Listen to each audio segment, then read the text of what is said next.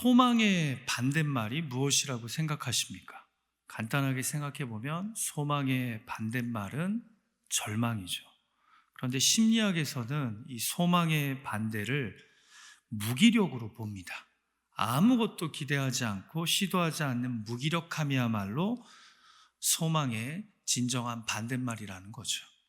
오래전인 1970년도 때 미국 펜실베니아 대학의 심리학 교수인 마틴 셀리그먼이라고 하는 분이요, 인간의 이 학습된 무기력을 연구하려고 여러 시험들을 했는데요, 그 중에 하나가 이 대학생들을 세 그룹으로 나눠서요, 첫 번째 그룹에는 해결이 가능한 풀 수 있는 문제들을 줘서 노력하면 결과가 나온다는 기대를 학습시켰다고 합니다. 한마디로 통제 가능한 문제를 준 겁니다. 그 다음 두 번째 그룹의 대학생들에게는요, 애초에 답이 없는, 풀 수 없는 문제들을 반복적으로 줬다고 합니다. 그래서 아무리 노력을 해도 답을 찾지 못하므로 무력감과 포기하는 마음을 학습시킨 겁니다. 그 다음에 세 번째 그룹은요, 아무 과제를 경험하지 않고 바로 다음 단계의 실험으로 들어갔다고 합니다. 자, 이어진 두 번째 실험은요, 이제 모든 참가 그룹에 현실적으로 풀 수 있는 이 알파벳 철자 순서를 바꾼 영어 단어를 맞게 맞추는 애너그램 문제를 냈다고 합니다. 그런데 여기서 이제 흥미로운 결과가 나온 거죠. 시도 횟수, 포기, 정답률, 그리고 노력하는 태도, 이렇게 네 가지로 평가를 했는데요, 세 그룹 중에 앞선 첫 번째 실험에서 해결 가능한 문제를 풀었던 그룹은요, 계속 적극적으로 시도를 하면서 높은 성공률을 보였다고 합니다. 그리고 앞선 1차 실험에서 아무 과제를 경험하지 않은 그룹도 나름 정상적인 패턴으로 문제들을 풀었고요. 그런데 1차 실험에서 풀 수 없는, 통제 불가능한 문제들을 경험한 그룹이요, 재시도를 거의 안 하거나 매우 빨리 포기함으로써 정답률이 극단적으로 낮게 나왔다는 겁니다. 왜 그런 거죠? 아무리 해도 안 된다는 학습된 무기력감이 풀 수 있는 문제 앞에서도 너무 쉽게 자포자기하게 만든 겁니다. 여러분, 이 실험이 우리에게 보여주는 것이 무엇이냐면요, 통제 불가능한 경험을 하면 할수록 우리 인간은 자신감이 결여되면서 학습된 무기력에 노출된다는 겁니다. 계속해서 실패를 경험하다 보면 학습된 무기력감에 빠져버려서 결국 절망하게 된다는 거죠. 그리고 이것이 바로 소망 없는 낙심의 본질이라는 겁니다. 사랑하는 기도자 여러분, 우리 삶에서도요, 통제 불가능한 문제나 고난이 계속 반복되면요, 나도 모르게 나는 안 돼, 내 상황은 결코 나아지지 않을 거야 라는 이 절망감과 무기력감에 빠지기가 쉽습니다. 그리고 인생을 살면 살수록 느끼는 것이 정말 통제 불가능한 일들이 생기더라고요. 자, 그러면 우리가 이 학습된 무기력에 빠지게 됩니다. 그래서 결국은 소망하지 않는 절망에 빠지게 된다는 거죠. 그런데 여러분, 성경이 말씀하는 이 기독교의 소망은 학습된 무기력을 단호하게 거부합니다. 제가 경험한 성숙한 그리스도인들은요, 하나같이 어떻게 이런 상황에서도 소망하지? 어떻게 이런 상황에서 기대하지? 하는 분들이었다는 거죠. 그래서 기독교의 가장 중요한 세 가지 덕목이 무엇입니까? 믿음, 소망, 그리고 사랑입니다.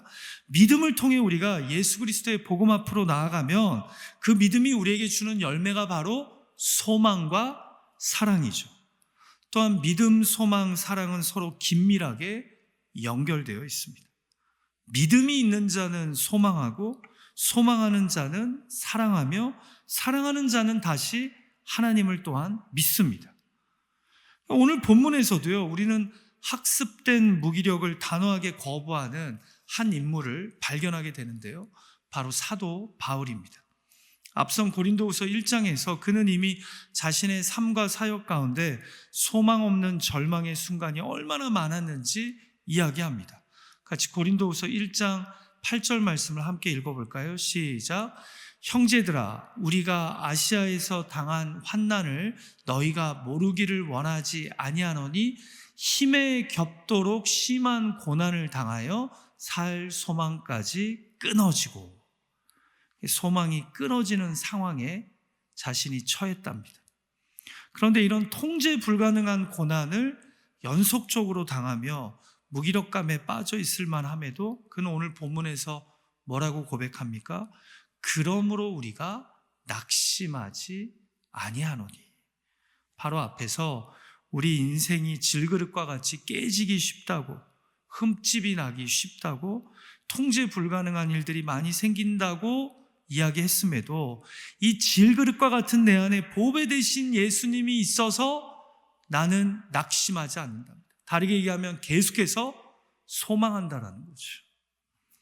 자, 그러면서 오늘 본문 말씀을 통해 왜 보배 되신 예수 그리스도를 소유한 질그릇이 반복되는 통제 불가능한 삶 속에서도 포기하지 않고 소망하는지 그 이유를 우리에게 알려주는데요, 기도하고 소망하기는 오늘 말씀을 통해 크리스천으로서 꺼지지 않는 소망을 붙잡고 바라보는 그런 저와 여러분이 되기를 주님의 이름으로 축복합니다. 통제 불가능한 인생의 고난이 우리 안에 계속 찾아올 때 그 가운데 무기력에 빠지는 것이 아니라 끊임없이 소망하며 하나님을 믿고 의지하는 성도의 삶을 살아갈 수 있는 저와 여러분이 되기를 간절히 소망합니다. 자, 성경이 말씀하는 소망은 왜 꺼지지 않습니까? 성경적인 소망은 어떤 특징을 가지고 있습니까?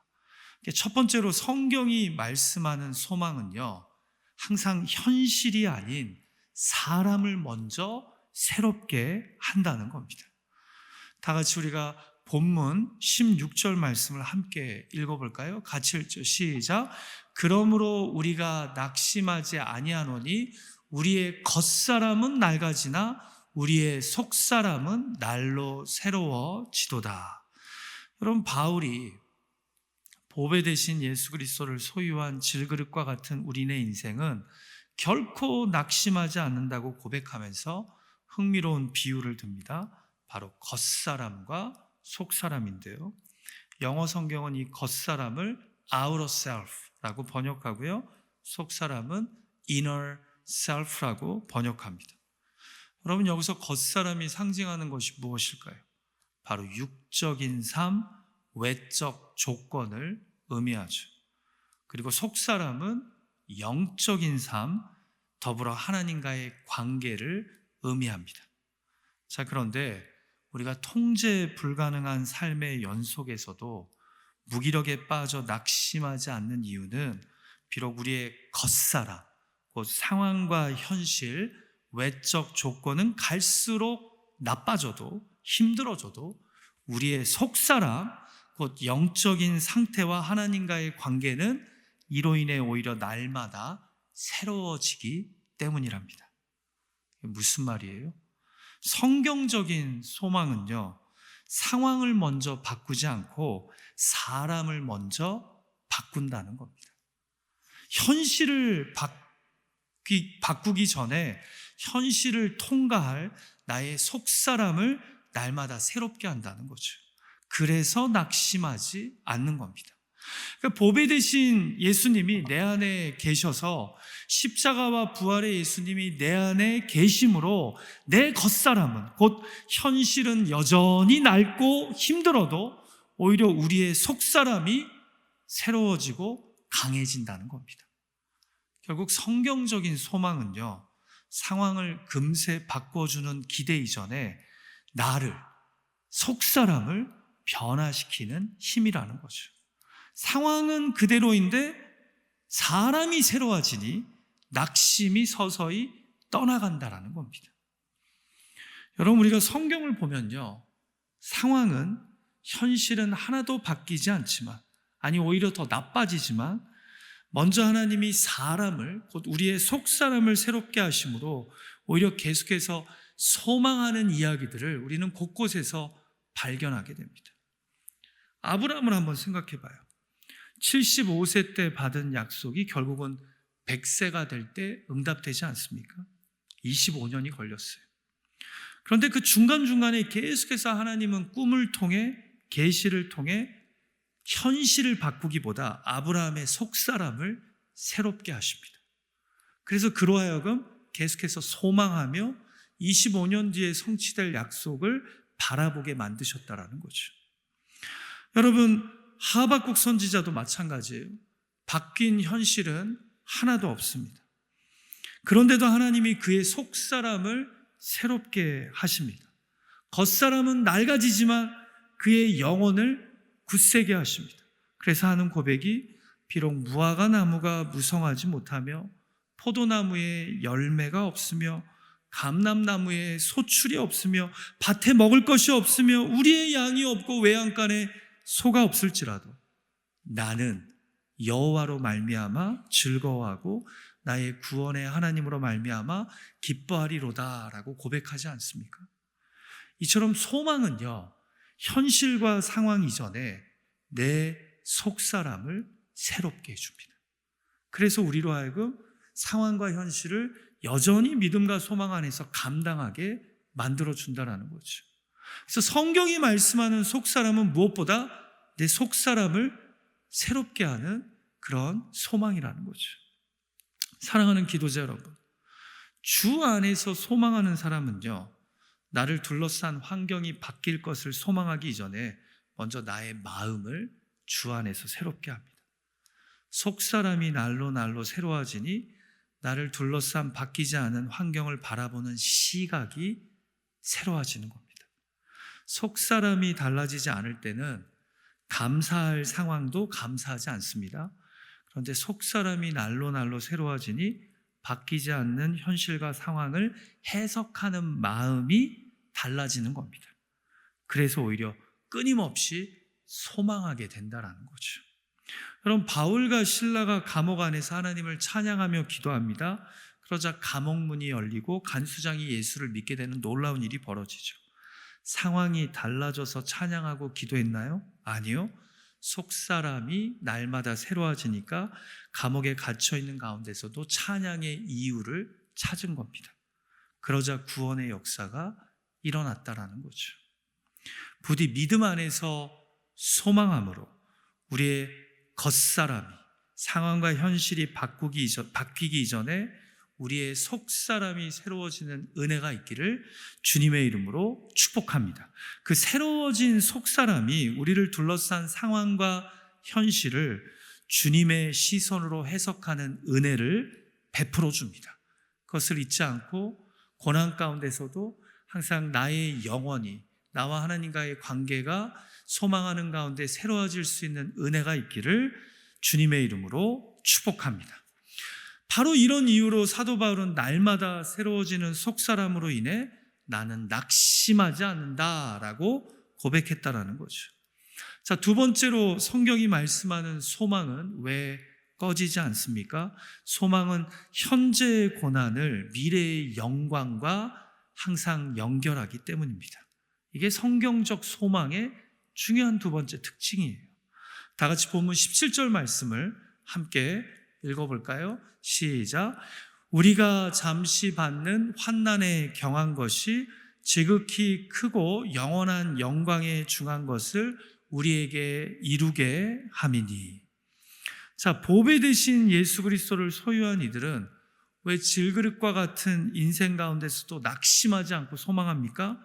지금 겪고 있는 이 낙심의 원인, 곧 환난은 경한 것이요, 또 잠시 지나가는 것이요, 궁극적으로는 우리로 지극히 크고 영원한 영광에 중한 것을 이루기 위한 과정이라고 믿기 때문입니다. 이게 성경적 소망을 소유한 사람의 특징이라는 거죠.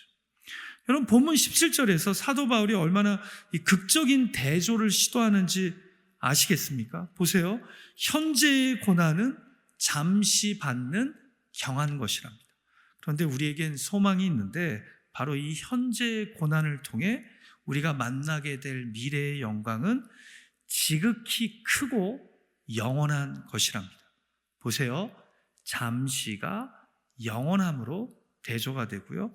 경한 것이 지극히 큰 것으로 대조가 됩니다. 그래서 새번역 성경은 이 부분을 원문에 좀 더 충실하게 이렇게 번역합니다. 지금 우리가 겪는 일시적인 가벼운 고난은 비교할 수 없을 정도로 영원하고 크나큰 영광을 우리에게 이루어 줍니다. 이게 대조하고 있는 거예요. 지금 겪고 있는 이 고난, 우리로 소망하지 못하게 만드는 이 상황은 우리가 겪는 일시적이고 가벼운 고난이요. 근데 여기에 비교할 수 없을 정도로 영원하고 크나큰 영광을 우리에게 이루어 주는 과정이 된다라는 거죠. 여기에서 한 가지 더 흥미로운 것이요. 일시적이고 가벼운 고난이 곧 우리에게 영원하고 크나큰 영광을 이루어 준다라고 사도 바울이 고백했다라는 거예요. 그래서 잘 번역된 영어 성경 ESV 같은 경우에는요, 일시적이고 가벼운 고난이 preparing for us, 곧 우리로 영원하고 크나큰 영광을 준비시켜 준답니다. 영원하고 크나큰 영광을 경험하려면 뭐를 거쳐야 돼요? 일시적이고 가벼운 고난을 겪어야 된다라는 거죠. 현재의 고난을 겪어야 미래의 영광을 만난다는 게 성경이 우리에게 가르쳐주는 고난론이요. 그리고 이것 때문에 바울은 지금 고난 가운데서도 낙심하지 않고 소망한다라는 겁니다. 여러분, 이런 말이 있죠. 불행의 깊이만큼 행복을 느낀다. 곧 고난의 깊이만큼 영광을 우리가 나중에 누리게 되는 겁니다. 그래서 사도 바울은요, 겉사람은 낡아지고 하나도 바뀌는 상황과 현실이 없음에도 낙심하지 않았습니다. 왜요? 지금 당하는 이 잠시 받는 고난에 경한 것이 나중에 받게 될 지극히 크고 영원한 영광에 비교되지 않는다고 믿었기 때문입니다. 사랑하는 기도자 여러분, 기독교가 이야기하는 소망은요, 고난 가운데 결단코 꺼지지 않는 소망입니다. 왜 그런지 아세요? 고난을 항상 영광의 과정으로 연결하기 때문입니다. 아니, 심지어는 고난 자체가 축복이라고 생각하는 것이 기독교 신앙입니다. 그래서 고난을 당하면 당할수록 더 소망이 커집니다. 이 고난이 지금 나를 더 영광스러운 미래로 인도할 것을 믿기 때문입니다. 여러분, 이것을 몸소 보여주신 분이 누구세요? 바로 우리 구주 예수 그리스도시죠. 십자가의 고난이 있었기에 이에 비할 바 없는 부활의 영광이 찾아온 것 아닙니까? 그래서 우리는 이 땅에서 고난을 당할 때 더 소망합니다. 왜냐하면 예수님처럼 이 고난 뒤에 있을 영광을 기대하기 때문입니다. 모세에게 40년 광야 생활이 있었기에 40년 출애굽의 영광이 허락된 것 아닙니까? 그리고 결국은 약속의 땅에 도달하게 되죠. 여러분, 고난은 영광의 반대편이 있는 것이 아닙니다. 영광이 오기 위한 하나님의 연단 과정이 바로 고난인 겁니다. 사랑하는 기도자 여러분, 왜 기독교가 이야기하는 소망은 통제 불가능한 고난에도 쉽게 꺼지지 않는 줄 아세요? 우리는 예수님 때문에 또 성경에 등장하는 많은 신앙의 인물들로 인해 일시적이고 경한 고난 뒤에 있을 영원하고 큰 영광을 믿기 때문입니다. 광야 뒤에 있을 약속의 땅을, 십자가 뒤에 있을 부활을 믿기 때문입니다. 제가 오래전에 나눴던 기억이 나요. 이 세바시라고 하는 한국의 프로그램에서 조서한 회장의 이야기를 들은 적이 있었는데요. 이분이 젊었을 때 꿈이 이 장군이 되는 것이었습니다. 그래서 3, 4관학교를 나온 다음에 소위로 임관해서 정말 열심히 군 장교 생활을 감당했다고 합니다. 그래서 부대 내에서 점점 인정을 받고 있던 어느 날, 자기가 관리하는 소대 안에 수류탄 폭발 사고로 오른손을 잃어버립니다. 그때부터 의수를 착용했어요. 불량 수류탄이 터지기 전에 부대원들을 보호하기 위해서 오른손으로 던지려고 머리 위에 수류탄을 드는 순간 수류탄이 터져버린 거예요. 그래서 이 수류탄의 파편이요, 1차로 자신이 쓰고 있던 철모에 맞고 2차로 철모 안에 있던 강화 섬유인 파이버를 맞고 그다음에 3차로 머리뼈가 이 파편을 막아가지고 기적적으로 살아난 겁니다. 그래서 머리에서만 파편이 24개가 나왔어요. 온몸은 벌집이 되고 오른손은 날아가 버리고. 그런데 이분이 여기서 이런 말을 하는 거예요. 강의 중에 하나님이라는 말이 2번 나오는데 이때 하나님이 자기를 살려주셨다고. 자기가 1초만 늦게 들었거나 1초만 좀 더 빨리 들었어도 자기 몸이 다 산산조각 났을 거라는 거예요. 근데 바로 철모 옆에 드는 순간 수류탄이 터지는 바람에 비록 오른손은 날아갔지만 자기 뇌가 보호가 돼서 자기가 살게 됐다. 여러분 생각해 보세요. 어떤 분은 내가 왜 하필 그 불량 수류탄이 있는 소대의 소대장이 돼서 왜 이런 사고가 나한테 났겠냐라고 생각할 수 있는 그때 그분은 1초만 늦었다면, 1초만 빨랐다면, 더 터졌다면, 늦게, 그러면 내 몸이 어떻게 됐을지 모릅니다. 왜냐하면 이게 공중에서 터지면 파편이 사방으로 퍼지면서 더 많은 부대원들이 다치게 되고 자기도 다치게 되거든요. 근데 딱 머리 위 철모 옆에서 터져서 살았다라는 거예요. 여러분 기적적으로 살아났지만 장군을 꿈꾸던 20대 청년에게 사라져버린 것은 꿈이었고 오른손이었고 그리고 전역이라는 가슴 아픈 결과였습니다. 근데 살 용기가 안 나더래요. 살아있는 게 감사했는데 조금 시간이 지나고 나니까 차라리 죽었으면 나았을 텐데 내가 살아서 뭐하나 하는 마음에 그런 고통이 찾아오더랍니다.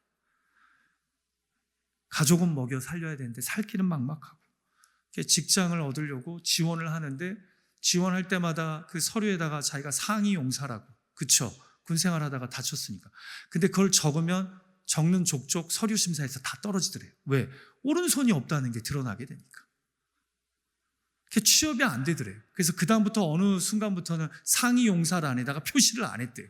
일단 면접이라도 보고 그때 떨어지더라도 하자. 서류 심사에서 자꾸 떨어지니까. 그래서 한 회사에 지원을 했는데 면접까지 간 거예요.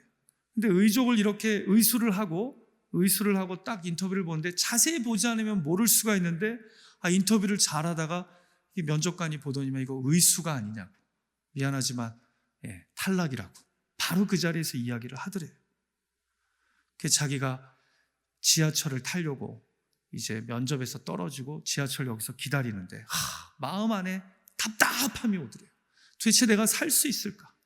분명히 이 위기의 순간 나를 살려주신 하나님의 뜻이 있을 텐데, 의미가 있을 텐데 왜 이렇게 취업이 안 되는지, 그러면서 자기 안에 좀 도끼가 생기더래요. 그래서 자기도 모르게 지하철을 안 타고 다시 회사 면접장으로 갔대요. 가서 면접 본 사람들 앞에서, 심사관 앞에서 자기가 이야기했대요. 자기는 오른손이 없지만 왼손으로 글씨를 쓸 수 있다고, 또 오른손을 갖고 있지는 않지만 이런 인생의 고난이 있기 때문에 다른 사람보다 나는 역경과 어려운 시련 앞에서 더 버티고 더 강하게 대처할 수 있는 능력이 있다라고, 그러면서 이런 나에게 기회를 달라고 간절하게 외쳤답니다. 그리고 그게 기회가 돼서 회사에 취직하게 돼요. 그 용기를 가상하게 보고 면접실에 있던 회장이 그 사람을 입사시켜줍니다. 그리고 나서 그 회사의 유명한 마케팅 팀의 이사가 되고요. 그리고 나중에는 자기 이름의 마케팅 회사를 이끌면서 전 세계적으로 또 여러 가지 한국의 제품들을 판매하는 마케팅 그런 전략을 짜는 그런 이 지도자가, 리더가 되었다라는 거죠. 여러분, 제가 이분의 이 강의를 보면서 느낀 게요, 이 환난에 잠시 경한 것이 후에 영광에 중한 것에 비할 바가 없다라는 말이 무슨 의미인지 이해가 되더라고요. 이분의 삶에 하나님이 계시니까 죽음의 순간 그는 하나님의 은혜로 살아났음을 깨닫습니다. 취업이 안 되는 절망의 순간 그는 하나님 안에서 다시 한번 포기하지 않고 소망합니다. 그리고 결국은 하나님이 환난에 잠시 경한 것을 통해 영광에 더 크고 영원한 것을 경험하게 하셨다는 것이죠. 사랑하는 예배자 여러분, 성경이 말씀하는 소망은 현재의 고난을 미래의 영광과 연결합니다. 고난은 믿음과 소망을 가진 우리에게 영광으로 가는 다리일 뿐 결말이 아니라는 겁니다. 부디 잠시 겪는 환난에 경한 것에 사로잡히지 말고 후에 찾아올 지극히 크고 영원한 영광을 하나님을 믿는 믿음 안에서 바라볼 수 있는 저와 여러분이 되시기를 주님의 이름으로 축복합니다. 그래서 우리 믿는 이들에게 소망은 쉬 꺼지지 않는 소망이라는 거죠. 자, 마지막 세 번째로 성경이 말씀하는 소망은 왜 꺼지지 않습니까? 소망은 삶의 무게 중심을 잠깐에서 영원으로 옮기기 때문입니다. 이게 성경적 소망의 세 번째 특징입니다. 자, 다 같이 본문 18절 말씀을 함께 읽어볼까요? 시작. 우리가 주목하는 것은 보이는 것이 아니요 보이지 않는 것이니 보이는 것은 잠깐이요 보이지 않는 것은 영원함이라. 자, 내가 고난 가운데서도 낙심하지 않고 소망하는 이유는 우리가 주목하는 것이 보이는 이 땅이 아니요 여기서 보이지 않는 영원한 것이기 때문에 우리가 주목하는 것이 보이는 이 땅이 아니라 보이지 않는 영원한 것이기 때문이다라고 사도 바울이 이야기합니다. 여러분, 여기서 보이지 않는 영원한 것은 무엇을 의미할까요? 바로 다음 장인 5장에 보면 나오는데요. 바로 우리 믿는 자들이 가게 될 하늘 고향을 의미합니다.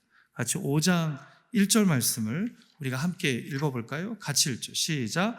만일 땅에 있는 우리의 장막집이 무너지면 하나님께서 지으신 집, 곧 손으로 지은 것이 아니요 하늘에 있는 영원한 집이 우리에게 있는 줄 아느니라. 그래서 우리의 소망이 꺼지지 않는 소망이라는 거예요. 자, 아까 읽은 18절 말씀으로 돌아가세요. 주목하다라고 하는 이 헬라어 동사는요, 단순히 바라본다는 뜻이 아니라 초점을 맞춘다 또는 나의 시선을 고정시킨다라는 뜻을 갖고 있어요. 그러니까 바울은 인생의 초점을 어디에다가 둔 거예요? 이 땅이 아닌, 보이는 이 땅이 아닌 보이지 않는 저 천국에 둔 겁니다. 우리 모든 순례자의 고향인 천국에 두고 있었던 겁니다. 자, 그러니까 자기 소망의 영원한 파운데이션이 무엇이에요? 바로 예수 그리스도를 믿음으로 우리 모두가 소유하게 된 하나님의 집, 천국이었다라는 거죠.